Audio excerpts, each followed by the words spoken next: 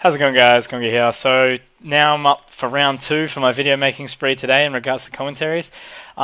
Lovely mate PckL has sent me an awesome gameplay on Control, I believe it is, him going 29-0 on Destiny with a sniper rifle and also some sort of fandangled pistol that I haven't actually seen. I haven't yet to play Destiny and it looks fucking awesome and I'm pretty jealous, but PckL has always been a monster at the Bungie games, so I thank him very much for sending through this gameplay.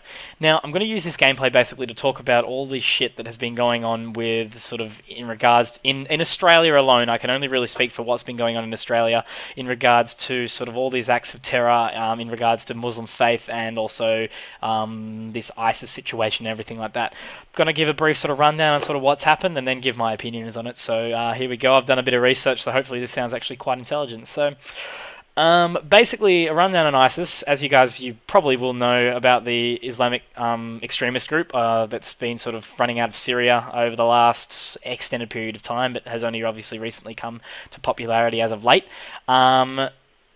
Now, yeah, as I said, they are an Islamic extremist group with of Muslim faith.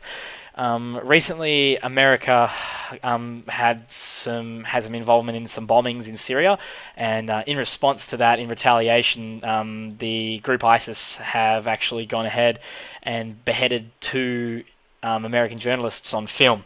Now, both these beheadings were actually posted to social media. Now, the first one was actually posted to YouTube and got some pretty awful reception. Now, I've actually seen the video and it is not as graphic as you may expect, but the whole sort of just the way the guy is, basically speaking these words, the last words before being beheaded in front of a global audience is pretty messed up. He's basically just on his hands and on his knees, with the member of ISIS standing next to him, and he's just preaching sort of, exactly what he's been told to say. And in a sort of rough translation, it is basically saying, "Don't fuck with ISIS," and yeah, then just behead him. And then it happened a second time again, and apparently now they also have a British journalist in captivity, and who knows what they'll do with that. So basically after this, there's been a lot of propaganda from ISIS that's basically been going on and telling the Muslims group around the world to revolt sort of as an act of faith and to stand up for your religion, to stand up for your rights, and start messing around, I guess. So there's been a few things that have actually happened in Australia. Now, I can't exactly speak too much for Australia, but for anywhere else in the world, because obviously I only live here and I only really listen to our media and everything like that. Now, in Western Sydney, a beheading conspiracy actually happened. A man by the name of Imagine Azari, who's only a 22-year-old acclaimed Muslim or Islamic extremist. He was plotting to terrify the community by taking a random member of just the Sydney of the Sydney residential area and behead him and post it on social media. Now, he was accused of sort of taking orders from a jihadist fighting with the Islamic State. And in regards to this actual event, him being sent to jail, there was also 15 more arrests after there was raids made in Sydney and Brisbane. So there's been a lot of shit going on, and that's just the beginning of it. That's just the tip of the iceberg, and my cat's sneezing. That's fantastic. What a time, Felix. Good man. But yeah, so basically that's caused a lot of shit to go on, and there's been basically, in regards to the first event sort of happening now, all the raids and everything happening in Sydney, ISIS has kind of responded by going, well, no, you can't stop us, so we're going to declare war on Australia, which is freaking everyone the hell out. Now, in addition to what's been happening in Australia in regards to the anti-terrorism sort of movements, we are also quite tight with America, who have already started bombing, and Australia's already had troops sent over to sort of do some bidding in regards to this anti-terrorism war that has started, obviously, in regards to the ISIS sort of drama. Now, another event happened quite recently as well, which was a shooting of a Melbourne young adult by the name of Abdul Numan Haider. Now, this kid's only 18 years old, and basically all over his Facebook had brandishings of his of all this ISIS propaganda that he's been given. Like, there's photos of him with the Islamic extremist flag and everything like that. He dressed up in the whole get-up and basically saying, like, fuck Australia. It's like, okay, so we've given all these people the opportunity to live. Like, we have so much immigration in Australia. How multicultural is this place? It's scary. Like, we have cultures, and that's what makes Australia, really. We have so many different cultures. We give them a place to live. We give them a great opportunity in life. A lot of the people get away from the extreme poverty and terror and everything like that in the other countries, and yet come over here, and then the extremists just have to ruin it for them. It doesn't really make that much sense to me, but that's basically what's been going on. So this young bloke that has been, jumping up all this propaganda, he was actually killed after attempting to stab 2 Victorian police officers. Now, they're both okay. One was in intensive care for a period of time. He's actually been discharged recently. But, so, this young kid has basically gone on saying how he had to do this. He had to stab this in regards to anti-terror. Like, he's trying to stop this anti-terrorism movement, which is just insane. It's crazy. So, as I said before, and there was just a ton of evidence of his Muslim extremist faith plastered all over his Facebook, and that had been going on for some period of time before his death.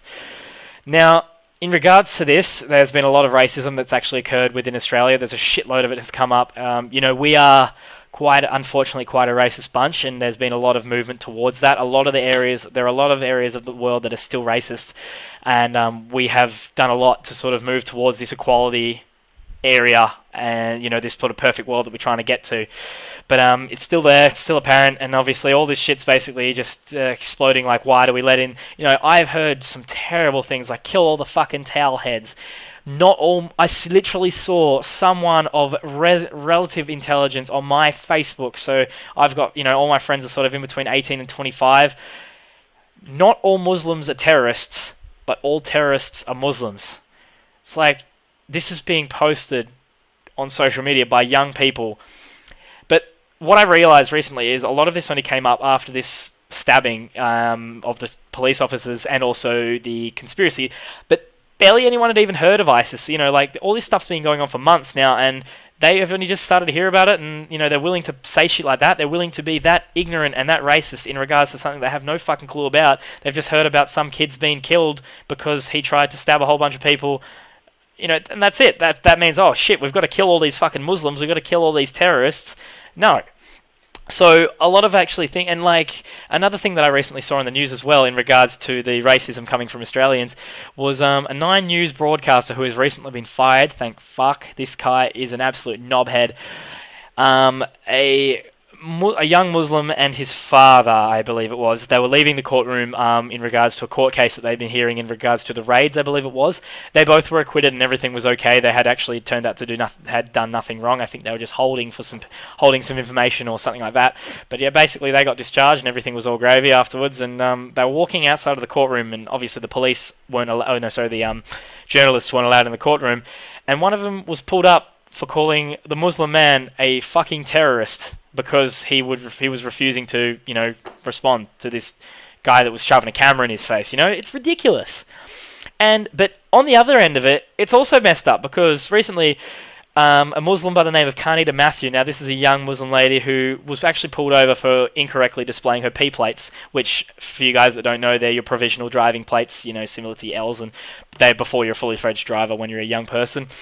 She accused a police officer for being the one who pulled her over for being racist and trying to pull off her burqa. But actually after that, the dash cam sort of came out and exposed her for what she was saying. Like, no bitch, this guy wasn't being racist or anything. You just messed up. Like, so it's going to the other side as well. Like, the Muslims living in Australia are backlashing towards us because we are going, oh my god, all these terrorists and shit like that. And it's just going all over the place. And people really need to just do just listen.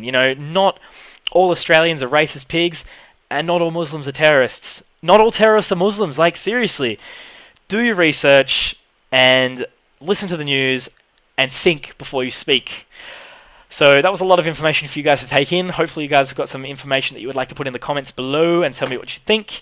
But aside from that, hopefully you guys enjoyed my commentary. I tried really hard for this one, so as I said, hopefully you guys enjoy, and there'll be plenty more to come. So thanks a lot, guys. It's been Conky. Peace.